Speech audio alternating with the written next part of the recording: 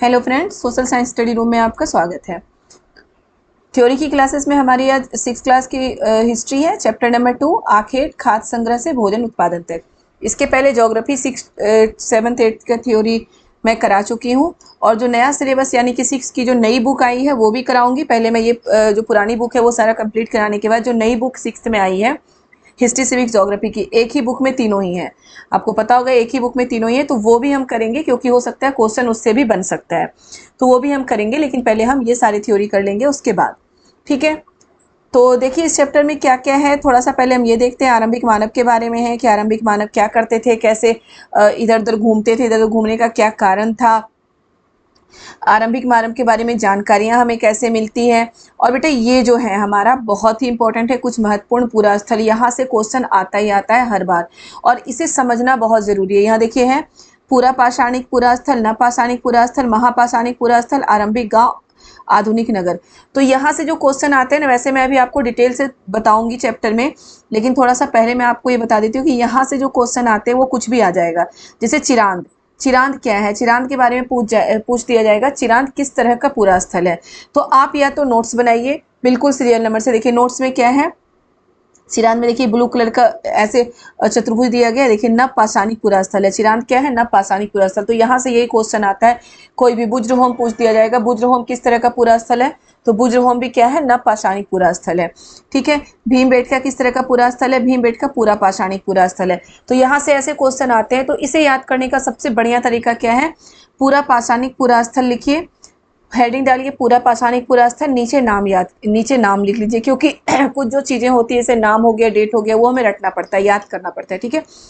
तो क्या है, हेडिंग डालिए पूरा पाषाणिक पुरा स्थल और नीचे पूरा पाषाणिक पुरा स्थल देखिए क्या क्या है, भीमबेटका, हुस्की, दो ही दिख रहे हैं मुझे, तो भीमबेटका, हुस्की और कुरनूल की गुफाएं, ये सारे क्या है, ये तीन है पूरा पाषाणिक पुरा स्थल।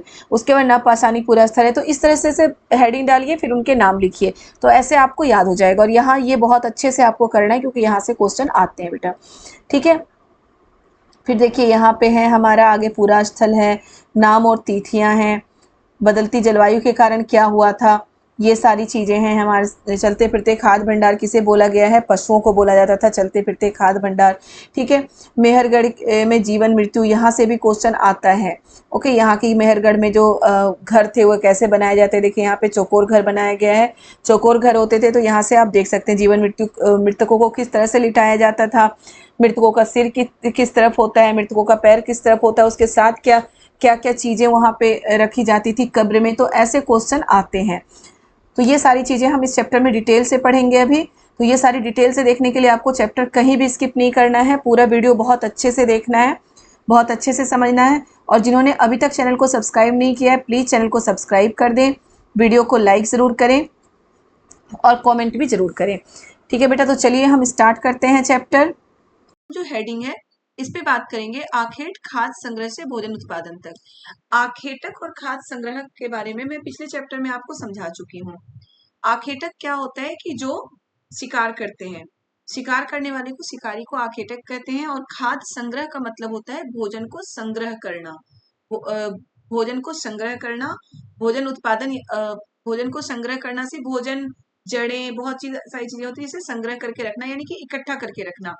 और भोजन उत्पादन का मतलब होता है कि ये कृषि, कृषि मान सकते हैं हम इस तरीके से, भोजन का उत्पादन करना, भोजन को तैयार करना। तो इसमें हम हेडिंग का मतलब है आखेटक खाद्य संग्रह से भोजन उत्पादन तक, यानी कि आखेट खाद्य संग्रह से कैसे लोग भोजन उत्पादन तक पहुंच गए, यानी कि भोजन कैसे लोग कृषि करने लगे, ठीक है। तो हम देखते हैं, ये देखेंगे हम आज के चैप्टर में। अब पूरे चैप्टर को अच्छे से समझते हुए हम आगे बढ़ते हैं कि कोई पॉइंट हमारा मिस ना हो जाए। कोई भी पॉइंट अगर आपको समझना हो तो आप कमेंट में मुझसे पूछ सकते हैं, मैं वो पॉइंट आपको नेक्स्ट वीडियो में, वो टॉपिक आपको समझाते हुए वीडियो स्टार्ट करूँ। तो देखिए इसमें क्या है, आरंभिक मानव आखिर वो इधर उधर क्यों घूमते थे, ये सारी चीजें भी हम पीछे पढ़ चुके हैं पिछले चैप्टर में कि जो आरंभिक मानव है वो क्यों घूमते थे। इसमें कई कारण दिए गए हैं। पहला कारण क्या है कि वो अगर एक जगह ज्यादा दिनों तक रहते थे तो आसपास के पौधे, फल और जानवर खाकर समाप्त कर देते थे।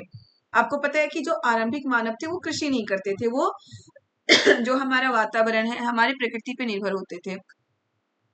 तो अगर हम एक ही जगह हम कृषि ना कर रहे हो और एक ही जगह अगर हम बस एक ही जगह हम रह रहे हैं, और जो वहां पे प्राकृतिक चीजें हैं वो धीरे धीरे खत्म होगी। अगर उसका हम इस्तेमाल कर रहे हैं खाने में तो वो धीरे धीरे खत्म हो जाएगी। तो पहला तो ये रीजन था कि आरंभिक मानव एक जगह से दूसरे जगह घूमते रहते थे, क्योंकि अगर एक ही जगह वो बहुत समय तक रहेंगे वहां के पौधे, फल, जानवर सारे समाप्त होने लगते थे। जानवरों का शिकार करते थे तो जानवर वहां से दूसरे जगह भी चले जाते थे। दूसरा कारण क्या है कि जानवर अपने शिकार के लिए या फिर हिरण और मवेशी अपना चारा ढूंढने के लिए एक जगह से दूसरी जगह जाया करते थे, इसलिए इन जानवरों का शिकार करने वाले लोग भी इनके पीछे पीछे जाते थे। ठीक है। तीसरा कारण है कि पेड़ों और पौधों में फल फूल अलग अलग मौसम में आते हैं, इसलिए लोग उनकी तलाश में उपयुक्त मौसम के अनुसार अन्य इलाकों में घूमते थे। यानी कि जरूरी नहीं है कि हर फल पूरे साल हो, मौसम के अनुसार आता है फल, तो वो उसकी तलाश में भी मौसम के अनुसार घूमते थे। चौथा कारण पानी के बिना, यानी कि पानी की तलाश में भी जहां पे हो सकता है वो रह रहे हो वहां पानी की कमी हो गई तो फिर वो दूसरी जगह चले जाते थे पानी की तलाश में। तो ये सारे कारण है। मैं ये कारण आपको एक एक इसलिए बता रही हूँ कि क्वेश्चन ऐसे आ जाते हैं कि आरंभिक मानव इधर उधर घूमते रहते थे, इसका सही कारण क्या है। कारण आपको कई दे देगा, हो सकता है उसमें से, या फिर ये पूछ लेता है इसमें सही कारण कौन सा नहीं है। नहीं वाले पे आप ज्यादा ध्यान रखेंगे। सही कारण हो सकता है कोई एक ऐसा कारण दे दे जो इसमें नहीं हो, तो आपको ये चारों कारण बहुत अच्छे से देख लेना है, समझ लेना है कि क्या क्या कारण था जो आधुनिक मानव यहाँ से वहां घूमते थे। अब आगे है आरंभिक मानव के बारे में जानकारी कैसे मिलती है। आरंभिक मानव के बारे में हम पिछले चैप्टर में पढ़ सके हैं कि पुरातत्वविद होते हैं, इतिहासकार होते हैं, और स्रोत मतलब यानी कि सोर्स, उनसे हमें आधुनिक जो आरंभिक मानव है उनके बारे में हमें जानकारियां मिलती हैं। तो पुरातत्वविद किसे कहते हैं, ये पिछले चैप्टर में भी आपको बता चुकी हूँ। पुरातत्वविद उसे कहते हैं जो पुरानी चीजों से, जैसे हड्डियां हो गई, लकड़ी, कोई बर्तन, कपड़े, इनसे पता लगाते हैं कि वो कितना पुराना सामान है, किस समय का है और किस सदी का है। तो इससे पता लगाते हैं, उसे हम पुरातत्वविद कहते हैं। तो देखिए आधुनिक मानव का पता मतलब जानकारी कैसे मिलती है, वो क्या करते थे। अब देखिए आधुनिक मानव क्या करते हैं, पत्थरों, लकड़ियों और हड्डियों के औजार बनाते थे। ये क्वेश्चन कई बार आ सकता है आपका कि आधुनिक मानव किस तरह के औजार बनाते थे, पत्थरों, लकड़ियों और हड्डियों का। बी में आ सकता है पत्थरों, लकड़ियों और लोहे का। सी में आ सकता है सिर्फ पत्थर और लकड़ी का। डी में आ सकता है सिर्फ हड्डियों का। तो कौन सा होगा हमारा, ए ऑप्शन सही होगा कि पत्थर, लकड़ियों और हड्डियों का औजार बनाते थे। तो आप ये बिल्कुल ध्यान रखिए कि आधुनिक मानव इन तीन चीजों का, पत्थरों का, लकड़ियों का और हड्डियों के औजार बनाते थे। वो औजार किस लिए बनाते थे, शिकार करने के लिए और पौधों की जड़ों को निकालने के लिए। देखिए यहाँ पे जो फिगर दिया गया इसमें ये क्या कर रहे हैं, खुदाई करके पौधों की जड़ निकाल रहे हैं और सिलाई भी कर रहे हैं, है ना। जानवरों के खाल से बने वस्त्रों से को सिलने के लिए किया जाता था, मतलब सिलाई भी कर रहे हैं, बहुत नुकीला औजार है, उससे वो सिलाई भी करते थे। ठीक है, तो क्यों, अपने वस्त्र बनाने के लिए, जानवरों के खाल से वो वस्त्र बनाते थे। ओके। अब आगे है रहने की जगह निर्धारित करना। रहने की जगह हमेशा ही वो वैसी जगह ढूंढते थे जहां पे क्या है, पानी की सुविधा हो। यानी कि ज्यादातर जो आधुनिक मानव है वो नदियों के किनारे ही बसते थे। बहुत कम ऐसे जगह मिले हुए हैं जहां पे क्या होता था कि वो झीलों के किनारे बसते हैं। तो आधुनिक मानव मैं बोल रही हूँ, सॉरी, जो ये, हाँ, आधुनिक मानव नहीं, आरंभिक मानव, याद रखिएगा। आधुनिक मानव का मतलब तो हम हो गए जो अभी के हैं, आरंभिक मानव जो पूरा पाषाण काल के मानव थे। ओके। तो जो पूरा पाषाण काल के मानव थे, यानी कि आरंभिक मानव थे, वो कहाँ पे बसना चाहते थे, नदियों के किनारे, ताकि उन्हें पानी की कमी ना हो। देखिए क्या है, कई लाल त्रिकोण वाले स्थान में पूरा स्थान है जहां पर आखेट खाद्य संग्रह होने के प्रमाण मिले। इनके अलावा भी और कई स्थान है जहां आखेटक खाद्य संग्रह करें। यहाँ पे देखिए, ये पे क्या है कि ये पूरा पाषाणिक स्थल है, लाल जो त्रिकोण बना हुआ है पूरा पाषाणिक स्थल है। बेटा ये जो मैप है इससे कई बार क्वेश्चन आए हुए हैं, कई बार क्या, मुझे लग रहा है सीटेट के हर बार इसमें से क्वेश्चन जरूर आता है। तो ये मैप मैं आपको समझा रही हूँ, इसको बहुत अच्छे से आपको समझना है। इसमें से क्वेश्चन क्या आता है वो देखिए। जैसे कि ये इसमें दिखाया गया है कि ये जो त्रिकोण सा रेड आकार है, ये जैसे कि भीमबेटका क्या है, पूरा पाषाणिक स्थल। नव पाषाणिक स्थल ये सब हो गया जो ब्लू कलर का है, त्रिभुज, सॉरी, चतुर्भुज सा, ये नव पाषाणिक स्थल है। ये सर्कल सा महापाषाणिक स्थल है। सर्कल कहाँ पे, आप ढूंढिए इसे, ये रहा ब्रह्मगिरी। ब्रह्मगिरी हमारा क्या है, नव पाषाणिक स्थल। उसके बाद है आरंभिक गांव। आरंभिक गांव ये रहा इनाम गांव, इनाम गांव आधुनिक गांव है। फिर है आधुनिक नगर, आधुनिक नगर कोलकाता, मुंबई। ठीक है, ये क्लियर हो गया। अब इस मैप से क्वेश्चन कैसे आते हैं वो मैं बता रही हूँ। किसी का भी नाम दे दिया जाएगा, जैसे कि भीमबेटका। भीमबेटका क्या है, या फिर इसमें से नीचे 4 ऑप्शन रहेंगे, इसमें से कौन सा एक पूरा पाषाणिक पूरा स्थल है।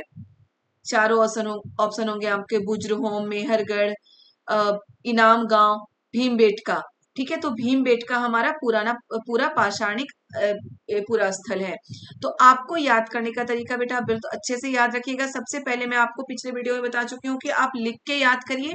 सबसे पहले आप लिखिए पूरा पाषाणिक स्थल फर्स्ट में। पूरा पाषाणिक स्थल में हमारा कौन कौन सा है, भीमबेटका, कुरनूल गुफाएं, इसमें जहां तक मुझे दिख रहा है 2 ही दिया गया है, भीमबेटका और कुरनूल गुफाएं और हुंसगी। ये 3 क्या है, हमारे पूरा पाषाणिक स्थल है, भीमबेटका, हुंसगी और कुरनूल गुफाएं। तो पूरा पाषाणिक स्थल यहाँ लिख के उसके आगे आप लिख देंगे भीमबेटका, हुंसगी और कुरनूल गुफाएं। ठीक है, उसके बाद दूसरे में आप क्या लिखेंगे, नवपाषाणिक स्थल। नवपाषाणिक स्थल हमारा बुज्रहोम है, मेहरगढ़, कोल्डिवा, महागढ़ा, कुल्लूर, पेयमपल्ली, और एक इधर है दाउजली हेडिंग, ये लिख लेंगे। चिरांद, याद रखिए यहाँ पे चिरांद भी है, ये लिख लेंगे आप यहाँ पे। इस तरह से आपको याद करना है बेटा, सब लिख के। और एक बार मैप में जरूर देखेंगे, ये तो आप याद कर लीजिए बहुत अच्छे से। फिर आप मैप में एक बार ये जरूर देखिएगा कि बुज्रहोम कहाँ है, कश्मीर में है। चिरांद कहाँ है, बिहार में है। भीमबेटका कहाँ है, मध्य प्रदेश में है। ठीक है, दाउजली हेडिंग कहाँ है, पूर्वी भारत में है। तो इस तरह से थोड़ा सा आपको ये भी कॉन्सेप्ट क्लियर कर लीजिए मैप देख के कि कहाँ पे क्या है। जैसे कि बुज्रहोम के बारे में कई बार क्वेश्चन आ चुका है कि वैसा पूरा न पाषाणिक स्थल जहाँ पे गर्त, मतलब कि गर्त गृह पाया गया है, यानी कि जमीन के अंदर वो घर बनाया गया था, जिसे हम आजकल क्या बोलते हैं, बेसमेंट। ठीक है, बेसमेंट में घर बनाया गया था, वहां सीढ़ियों से अंदर जाते थे, सर्दियों से बचने के लिए बेसमेंट में घर बनाया जाता है। तो हमें अगर ये कॉन्सेप्ट क्लियर होगा तो सर्दी ज्यादा कहाँ है, ठंड कहाँ है ज्यादा, कश्मीर में। बुज्रहोम हमारा कहाँ है, कश्मीर में है, तो यहीं पे गृह बनाया गया होगा। तो याद रखिएगा। तो ये थोड़ा सा भी ये भी कॉन्सेप्ट आप क्लियर कर लिएगा कहाँ पे क्या है। ठीक है, अब यहाँ पे बुज्रहोम से क्वेश्चन आते हैं कई बार, मेहरगढ़ से क्वेश्चन आता है, भीमबेटका से आता है, चिरांद से आता है क्वेश्चन, दाउजली हेडिंग से आता है, कुर्नील गुफाओं से आता है, इनाम गांव, हुसगी, ये सारे इंपॉर्टेंट है आपके। तो इनको आप थोड़ा सा ध्यान से, ज्यादा ध्यान से देखेंगे कि ये कहाँ पे है।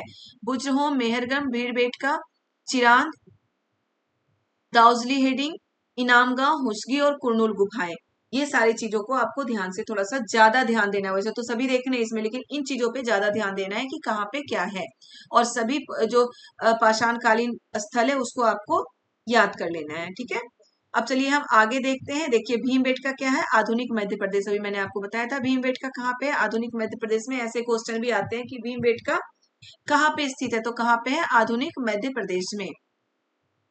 इस पुरास्थल पर गुफाएं वो कंदराएं मिली हैं। लोग इन गुफाओं में इसलिए रहते थे क्योंकि उन्हें बारिश, धूप और हवाओं से राहत मिलती थी। ये गुफाएं नर्मदा घाटी के पास है।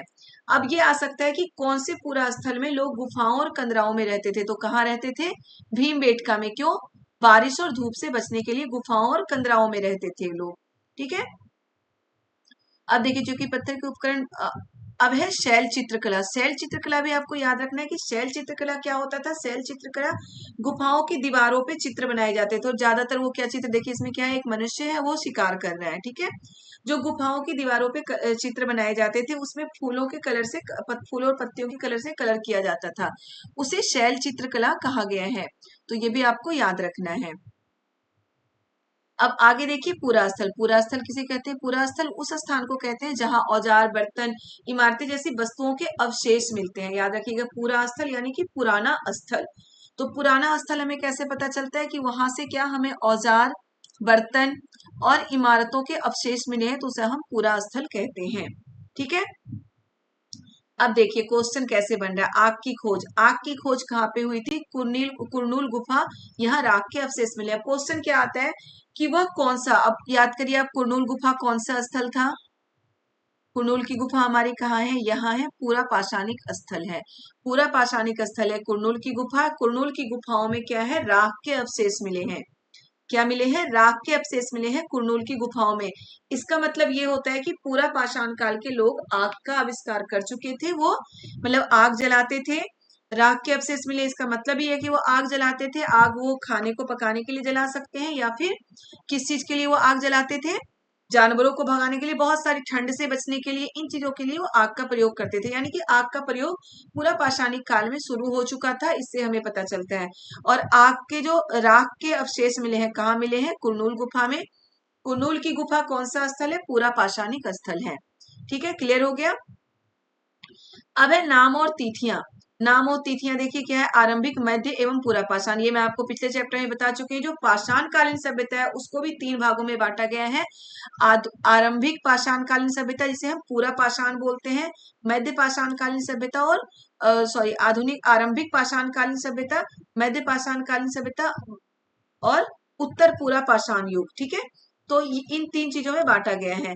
मैथोलिस, मेसोलिथ, आपको ये भी याद रखना है, इसे मध्य पाषाण युग कहा गया है। माइक्रोलिथ, इसे लघु पाषाण युग कहा गया है।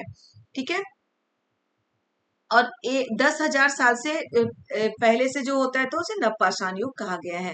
तो मेथोलिस, मेसोलिथ, मध्य पाषाण, माइक्रोलिथ, लघु पाषाण, याद रखना है आपको। मेसोलिथ किसे बोला गया है? मध्य पाषाण को। माइक्रोलिथ किसे बोला गया है? लघु पाषाण को। ठीक है, नवपाषाण युग कब से स्टार्ट हुआ है? 10,000 साल पहले से स्टार्ट हुआ है। तो ये छोटी छोटी चीजें भी आपको देखते हुए चलना है, बहुत ध्यान से, बहुत अच्छे से। ठीक है, अब चलिए हम आगे देखते हैं। बदलती जलवायु, जो जलवायु में परिवर्तन हुआ था, इससे क्वेश्चन आ चुका है बेटा। मैं जो प्रीवियस ईयर के क्वेश्चन पेपर मैंने डाले हैं पहले, उसमें भी आप जाके देख सकते हैं। इससे क्वेश्चन आया हुआ है कि जलवायु परिवर्तन वाले से। अब क्वेश्चन कैसे बनता है ये मैं आपको समझा रही हूँ। देखिए, बदलती जलवायु क्या है? लगभग 1200 साल पहले दुनिया की जलवायु में बड़े बदलाव आए और गर्मी बढ़ने लगी। इसके परिणाम स्वरूप कई क्षेत्रों में घास वाले मैदान बनने लगे। इससे हिरण, बारहसिंगा, भेड़, बकरी और गाय जैसे उन जानवरों को की संख्या बढ़ी जो घास खाकर जिंदा रहते हैं। तो क्वेश्चन इसका क्या था कि लगभग 1200 साल पहले दुनिया की जलवायु में बड़े बदलाव आए। ठीक है, ये हेडिंग था। अब ए और बी में क्या था? ए में था कि लगभग 1200 साल पहले दुनिया की जलवायु में बड़े बदलाव आए। क्या होता है? इसके परिणाम स्वरूप घास के मैदान बनने लगे। ये तो था वैसे ए। और कारण क्या था? इसके कारण हिरण, बारहसिंगा, भेड़, बकरी और गाय जैसे उन जानवरों की संख्या बढ़ी। सॉरी, ये नहीं था क्वेश्चन। ये था कि लगभग 1200 साल पहले दुनिया की जलवायु में बड़े बदलाव आए और गर्मी बढ़ने लगी। गर्मी बढ़ने लगी, ये था। फिर परिणाम स्वरूप कई क्षेत्रों में घास वाले मैदान बनने लगे। घास वाले मैदान बनने लगे। और क्या था दूसरे में? क्या था कि घास वाले मैदान बनने लगे। दूसरे में था हिरण, बारहसिंगा, भेड़, बकरी और गाय जैसे उन जानवरों की संख्या बढ़ी जो घास खाकर जिंदा रहते हैं। ये 2 पॉइंट बिल्कुल सही है, ए और बी दोनों सही है। लेकिन अब हमारे आंसर में क्या था? पहला क्या था? ए सही है, ए और बी दोनों सही है, और बी का कारण ए है। बी का कारण ए है, यानी कि हिरण, बारहसिंगा, भेड़, बकरी और गाय बढ़े क्योंकि घास के मैदान बने। तो ये सही था। बी में क्या था? दूसरा क्या ऑप्शन था? ए और बी दोनों सही है, लेकिन ये ए बी का कारण है। सॉरी, बी ए का कारण है। ओके, बी ए का कारण है, यानी कि हिरण, बारहसिंगा, भेड़, बकरी बढ़ गए इसलिए घास के मैदान बने। अब देखिए तीसरा ऑप्शन क्या था? इसमें कैसे कंफ्यूज किया जाता है क्वेश्चन में, यह मैं आपको समझा रही हूँ। तीसरा ऑप्शन क्या था? ए और बी दोनों, ए गलत है बिल्कुल लेकिन बी सही है। चौथे में था ए और बी दोनों गलत है। तो अब हमें ए और बी, ये तो हमें पता है कि दोनों सही है, तो हमें इन दोनों में ही ढूंढना है। ठीक है, हमें इन दोनों में ढूंढना है, लेकिन इन दोनों में एक को बताया गया कि ए का कारण बी है, दूसरे को बताया गया कि बी का कारण ए है। ठीक है, तो सही कौन सा है? बी का कारण ए है, यानी कि घास के मैदान हुए हैं, तभी तो हिरण, बारहसिंगा जो घास खाने वाले थे जानवर वो बढ़े हैं। ये तो नहीं है कि वो जानवर बढ़े इसलिए घास के मैदान हुए, ऐसा नहीं था। तो ए ऑप्शन जो हमारा था वो सही था। जो अभी ए ऑप्शन मैंने बताया था कि बी का कारण ए था। तो इन चीजों पे ऐसे क्वेश्चन को थोड़ा सा ये कंफ्यूज करने के लिए क्वेश्चन बनाया जाता है, और सीटेट में अब ऐसे ही क्वेश्चन ज्यादा आते हैं। तो बहुत अच्छे से पढ़े, और ऐसे क्वेश्चन को सॉल्व करते समय थोड़ा सा दिमाग को शांत रख के समझ के तब सॉल्व करें, क्योंकि थोड़ी सी गलती से थोड़ा सा भी अगर हम कंफ्यूज हो गए तो गलती हो जाती है। तो ऐसे क्वेश्चन को बहुत अच्छे से समझें, क्योंकि ऐसे क्वेश्चन में हम गलतियां करते हैं और एक दो गलतियां करके फिर हमें बाद में पछतावा होता है। ठीक है, अब देखिए आगे है खेती और पशुपालन की शुरुआत। खेती और पशुपालन की शुरुआत किस तरीके से हुई? अब देखिए इसी दौरान महाद्वीप में भिन्न भिन्न इलाकों में गेहूं, धान और अनाज के प्राकृतिक रूप से उगने लगे थे, प्राकृतिक रूप से उगने लगे थे, और बच्चे और महिलाएं उसे इकट्ठा करके रखती थी। लेकिन फिर उन्हें ये लगा होगा कि चलो इन्हें हम ये अब इकट्ठा करके रखती थी तो भोजन के लिए बटोरना शुरू कर दिया। यही कारण है कि सीखने लगे कि अनाज कहाँ उगते हैं और कब पककर तैयार होते हैं। अब उन्हें ये पता चलने लगा कि अनाज कहाँ उगता है और कैसे पक के तैयार होता है। फिर वो धीरे धीरे कृषक बन गए। जब कृषक बने तो फिर क्या होता है, कोई भी अनाज, कोई भी फसल तैयार होने में 4 से 5 महीने, 6 महीने लग जाता है।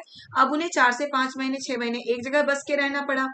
एक जगह बस के रहते थे, उसके बाद क्या हुआ, जब एक जगह वो बसने लगे, फिर अनाज तैयार हो गया। अब अनाज को लेके वो इधर से उधर नहीं जा सकते थे, वो अनाज को लेके भ्रमण नहीं कर सकते थे। फिर वो अनाज जब तक उनकी खत्म ना हो जाता था फिर वो रहते थे, फिर दूसरे अनाज का सीजन आ जाता था। इस तरह से क्या हुआ कि बसने की प्रक्रिया शुरू हो गई। बसने की प्रक्रिया शुरू हो गई, लोग एक जगह बस के रहने लगे। अब ये देखिए इसमें दूसरा पॉइंट है, सबसे पहले जिस जंगली जानवर को पालतू बनाया गया वह कुत्ते का जंगली पूर्वज था। बिल्कुल आपको ये बहुत अच्छे से याद रखना है बेटा कि जो सबसे पहले जंगली जानवर को पालतू बनाया गया था वो कौन था? कुत्ते का जंगली पूर्वज। ठीक है, यानी कि जंगली कुत्ता, उसे पालतू बनाया गया था। जंगली कुत्ते को पालतू किस लिए बनाया गया था? जो वो मवेशी पालते थे उनकी सुरक्षा के लिए भी, क्योंकि जो मवेशी पालते थे, देखिए लोग भेड़, बकरी, गाय, सुअर जैसे जानवरों को घरों के नजदीक आने को उत्साहित करने लगे, और फिर बाद में वो जो मवेशी पालते थे उनकी सुरक्षा के लिए भी कुत्ते को, मतलब कि कुत्ते को रखा जाता था। तो सबसे पहले पालतू किसे बनाया गया था? अगर ये हमसे ये क्वेश्चन पूछे तो हम ये सोच लेंगे गाय को बनाया गया होगा, बकरी को बनाया गया होगा। नहीं, सबसे पहले जो पालतू बनाया गया था वो जंगली कुत्ते थे। आपको बहुत अच्छे से याद रखना है। फिर वो धीरे धीरे पशुपालक भी बन गए, कृषक के साथ साथ वो जो लोग थे वो पशुपालक भी बनने लगे। बसने की प्रक्रिया में अभी आपको बता चुकी हूँ कि बसने की प्रक्रिया किस तरीके से स्टार्ट हुई। जानवरों की देखभाल करने के लिए और पौधों उगाने के लिए बसने की प्रक्रिया शुरू हो गई थी। अब आगे देखिए, एक नई जीवन शैली, एक नई जीवन शैली का फिर शुरुआत हुई, कि नई जीवन शैली की शुरुआत हुई कि क्या हुआ, अब वो कृषि करने लगे। बीज बोने से लेकर फसल को पकने तक के सिंचाई, पटवारी, यही सब मैंने आपको बताया था कि बहुत सारे काम शामिल है। कटाई, एनाई सब कुछ करते थे वो। अब इसमें बहुत समय लगता था, तो इसलिए वो एक जगह बस के रहने लगे थे। अब है जानवर, चलते फिरते खाद्य भंडार। उनके पास तो अनाज भी था, फिर जानवर भी वो पशुपालन करने लगे थे। तो पशुपालन को, जानवरों को क्या बोला गया है? चलते फिरते खाद्य भंडार। अब चलते फिरते खाद्य भंडार इन्हें क्यों बोला गया है? क्योंकि जानवर से क्या होता था, दूध मिलते थे, दूध से बहुत सारी चीजें बन जाती हैं, उसके बाद उनसे मांस भी मिलता था उन्हें। तो ये चलते फिरते खाद्य भंडार बोला गया है जानवरों को। पशुपालन भोजन के लिए भंडार का एक तरीका था, मतलब कि उनसे दूध भी उन्हें प्राप्त होता था, मांस भी प्राप्त होता था, इसलिए उन्हें चलते फिरते खाद्य भंडार बोला गया है। इनमें से बिंदु जगह दर्शा दो। पुरातत्वविदों ने शुरुआती कृषकों और पशुपालकों के लक्ष्य को देखे। देखिए क्या है, मानचित्र में पृष्ठ 13 देखो, जहां तुम्हें नीले वर्ग में दिख रहे हैं, पता है इनमें से प्रत्येक बिंदु उस जगह को दर्शाता है जहां पुरातत्वविदों को शुरुआती कृषकों और पशुपालकों के होने के साक्ष्य मिले हैं। तो चलिए हम देखते हैं मानचित्र 2 कहाँ पे है हमारा। ये रहा हमारा मानचित्र 2 नीले रंग का, यानी कि नवपाषाण काल। ठीक है, नवपाषाण काल के जितने भी हैं, बुज्रहो, मेहरगढ़, कोल्डिहा, महागढ़ा, चिरांद, इन सभी में पशुपालन का साक्ष्य मिले हैं, कि इन हर जगह पे पशुपालन किया जाता था, इनके साक्ष्य मिले हैं। तो आपको याद रखना है कि नवपाषाण युग में पशुपालन स्टार्ट हो गया था। नवपाषाण युग में आपको बोल चुकी हूँ कि कहाँ, नवपाषाण युग के जो इलाके थे वो आपको याद कर लेना है। तो वहां पे पशुपालकों के साक्ष्य मिले हैं नवपाषाण युग में। ये कई बार क्वेश्चन आता है बेटा, नवपाषाण युग में जहाँ पे पशुपालकों के साक्ष्य मिले हैं कौन सी जगह थी, उसमें सारे नवपाषाण युग के जगह दे देंगे, एक हो सकता है कोई और दे दे, तो इसलिए आपको याद करना जरूरी है। ठीक है, अब चलिए आगे देखते हैं अस्थाई जीवन की ओर। जब अस्थाई जीवन की ओर, यानी कि वो अस्थाई जीवन बस के रहने लगे थे।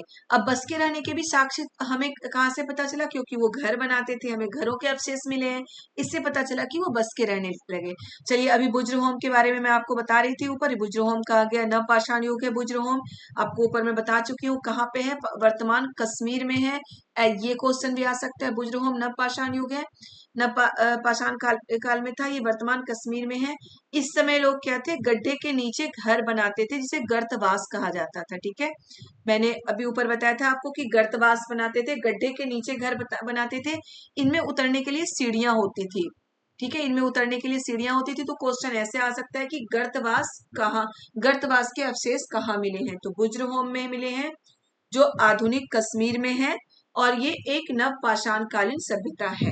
ठीक है, अब ये क्यों बनाते थे, ठंड के मौसम से सुरक्षा मिलती थी उन्हें वहां पे, तो वो गर्तवास बनाते थे। अब वहां पे क्या था, राख के अवशेष मिले थे, घर के अंदर भी बाहर भी राख के अवशेष मिले थे। ये भी है कहीं पे इसमें कि गर्तवास में राख के अवशेष मिले थे।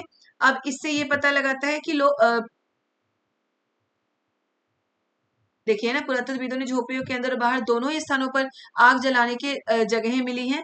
इससे ये पता लगता है कि लोग मौसम के अनुसार खाना बनाते थे। सर्दियों के मौसम में घर के अंदर खाना बनाते होंगे, गर्मियों के मौसम में वो घर के बाहर खाना बनाते होंगे। ठीक है, इस गर्तवास का चित्र बनाओ। चलिए गर्तवास का चित्र तो आप बनाते रहिएगा। अब है नवपाषाण युग के पुरास्थलों के कई प्रकार के मिट्टी के बर्तन मिले हैं। अब ये क्वेश्चन आ सकता है कि मिट्टी के बर्तन पूरा पाषाण काल में मिला है या नवपाषाण काल में, तो कहाँ मिला है, नवपाषाण युग के पुरास्थलों से कई प्रकार के मिट्टी के बर्तन मिले। यानी कि नवपाषाण युग में लोग अब मिट्टी के बर्तन भी बनाने लगे थे, कृषि करने लगे थे, बस के रहने लगे थे, घर बनाने लगे थे, साथ ही वो मिट्टी के बर्तन भी बनाने लगे थे। ठीक है, अब देखिए सूक्ष्म निरीक्षण क्या है, मेहरगढ़ में जीवन मृत्यु, इसमें से भी क्वेश्चन आता है बेटा, याद रखिएगा। जहां भी सूक्ष्म निरीक्षण, हर चैप्टर में यहाँ पे एक एक जगह के बारे में दिया गया है, तो उसके बारे में बहुत अच्छे से एक एक पॉइंट आपको समझ के पढ़ना है। किसका है, मेहरगढ़ में जीवन मृत्यु। अब देखिए मेहरगढ़ के घर कैसे बनाए जाते थे, चौकोर बनाए जाते थे, चारों तरफ कमरे होते थे। ठीक है, ये क्वेश्चन भी एक बार आ चुका है बहुत पहले, मुझे शायद 14-15 में आया था शायद ये क्वेश्चन कि मेहरगढ़ के घर कैसे होते थे, तो कैसे होते थे, चकोर होते थे मेहरगढ़ के घर। ठीक है, अब चलिए हम मेहरगढ़ के बारे में जानते हैं। यह ईरान जाने वाले सबसे महत्वपूर्ण रास्ते बोलन दर्रे के पास एक हरा भरा समतल स्थान है मेहरगढ़। मेहरगढ़ कहाँ पे है, ईरान जाने वाले रास्ते में मेहरगढ़ है। देखिए हम मैप में एक बार और देखते हैं मेहरगढ़ कहाँ पे है हमारा। देखिए ईरान जाने वाले रास्ते हैं मेहरगढ़, मैंने बोला था कि इससे भी क्वेश्चन आता है, बुजरहोम से क्वेश्चन आ गया, मेहरगढ़ से क्वेश्चन आ गया, आपका कुरनूल गुफाओं से क्वेश्चन आ गया, और भी बाकी चीजों से आपके आगे क्वेश्चन आते रहेंगे, मैं आपको बताती जाऊंगी। अब देखिए मेहरगढ़ कहाँ है, ईरान जाने वाले रास्ते में मेहरगढ़ है। ओके, कौन सा पूरा स्थल है, ये नवपाषाणी पूरा स्थल है मेहरगढ़। चलिए तो हम देखते हैं मेहरगढ़ का सूक्ष्म निरीक्षण। दो चीज हमें इसमें से समझ लेना है कि ईरान जाने के रास्ते में है, नवपाषाणिक पूरा स्थल है, इसमें चौकोर घर बनाए जाते थे। मेहरगढ़ संभवतः वह स्थान है जहां स्त्री पुरुषों ने इस इलाके में सबसे पहले जौ गेहूं उगाना और भेड़ बकरी पालना शुरू किया था। तीसरा पॉइंट इसका, पहला पॉइंट मेहरगढ़ ये ईरान जाने के रास्ते में है, दूसरा नवपाषाणिक पूरा स्थल है, तीसरा यहाँ चौकोर घर बनाए जाते थे, चौथा पॉइंट हमारा क्या है, मेहरगढ़ में स्त्री पुरुषों ने सबसे पहले गेहूं जौ उगाना और भेड़ बकरी पालना सीखा था। याद रखिएगा कि सबसे पहले कौन से नवपाषाण स्थल पे गेहूं और जौ उगाना और भेड़ बकरी पालना सीखा गया था, तो मेहरगढ़ में। ठीक है, जो कहाँ पे है, ईरान जाने के रास्ते में है। यहाँ विभिन्न प्रकार के जानवरों की हड्डियां मिली हैं, इसी से पता चला है कि वहां पे लोग जानवरों को पालते थे। अब मेहरगढ़ के इसमें इसके अलावा चौकोर और आयताकार घरों के अवशेष भी मिले हैं। देखिए चौकोर आयताकार घरों के अवशेष मिले हैं, प्रत्येक घर में 4 या उससे ज्यादा कमरे होते थे। इस घर में हमें दिख ही रहा है 4 कमरे, तो उससे ज्यादा कमरे भी होते थे, कुछ संभवतः भंडार के काम आते थे। कृषि करने लगे थे लोग, तो भंडार के लिए कमरा चाहिए था, तो भंडार के भी काम आते थे कुछ कमरे।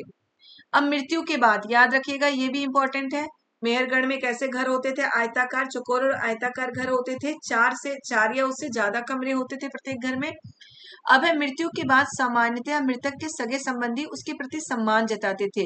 लोगों की आस्था है कि मृत्यु के बाद भी जीवन होता है, इसलिए कब्रों में मृतकों के साथ कुछ सामान भी रखे जाते थे। मेहरगढ़ में कई ऐसे कब्रें मिली हैं, एक कब्र में एक मृतक के साथ एक बकरी, को दफनाया गया था, संभवतः इसे परलोक में मृतक के खाने के लिए रखा गया। अब आप देखिए इसमें से कितने क्वेश्चन बन रहे हैं, ठीक है। ये क्वेश्चन आ सकता है कि कौन सा पूरा नवपाषाणिक स्थल है जहां पे मृत्यु के बाद जीवन संभव है, ये माना जाता था। कहाँ पे है? मेहरगढ़, ठीक है। मेहरगढ़ में क्या माना जाता था? यह आस्था थी कि मृत्यु के बाद भी जीवन होता है। अब मेहरगढ़ के कब्रों में मृतकों का कुछ सामान भी, अब ये भी आ सकता है कि कौन सा ऐसा पूरा नवपाषाणिक पूरा स्थल है जहां पर मृतक के साथ एक बकरी को भी दफनाया गया था। तो कहाँ पे है? मेहरगढ़ में है। ऐसे क्वेश्चन बेटा आ चुका है ये बकरी वाला, कि कहाँ पे बकरी को दफनाया गया था, मतलब कि किसी इंसान के साथ कब्र में बकरी को भी दफनाया गया था। तो मेहरगढ़ में दफनाया गया था। क्यों दफनाया गया था? क्योंकि उनकी आस्था थी कि मृत्यु के बाद भी जीवन होता है, तो उनके भोजन के लिए, कि परलोक में जब जाए तो उस बकरी को वो खाएंगे, ठीक है। उनके भोजन के लिए साथ में बकरी को भी दफनाया गया था। तो देख लीजिए मेहरगढ़ जो सूक्ष्म निरीक्षण, इसमें से कितने सारे क्वेश्चन बन रहे हैं। तो मैंने आपको जितना भी बताया आप एक एक को अच्छे से लिख लें, ठीक है। अब देखिए मेहरगढ़ का चित्र ये है, इसमें बकरी के साथ मनुष्य को दफनाया गया है। तो इसको आप बहुत अच्छे से लिख लेंगे, ठीक है। लिखिए, लिख के याद करिए, सुन के याद करिए, आपको जैसे भी याद होता है समझ के याद करना है, बहुत अच्छी बात है। अब इसको देखिए, यही है कि बकरी को क्यों दफनाया गया था, ताकि वो उसे मतलब बकरी को दफनाया गया था, इसका मतलब ये है कि लोगों में ये आस्था थी ना कि उसके बाद, और सिर्फ बकरी नहीं, देखिए कुछ सामान भी रखे जाते थे, बकरी और सामान रखे जाते थे। ये बताइए किसी कोई कब्र में बकरी और सामान क्यों रखेगा? इसीलिए ना कि लोगों में ये आस्था है कि इनके बाद भी, मरने के बाद भी जीवन संभव है, ये उस सामानों का इस्तेमाल करेंगे, उस बकरी को खाएंगे। तो यही चीज है, ये चीजें आपको समझ के याद करना है।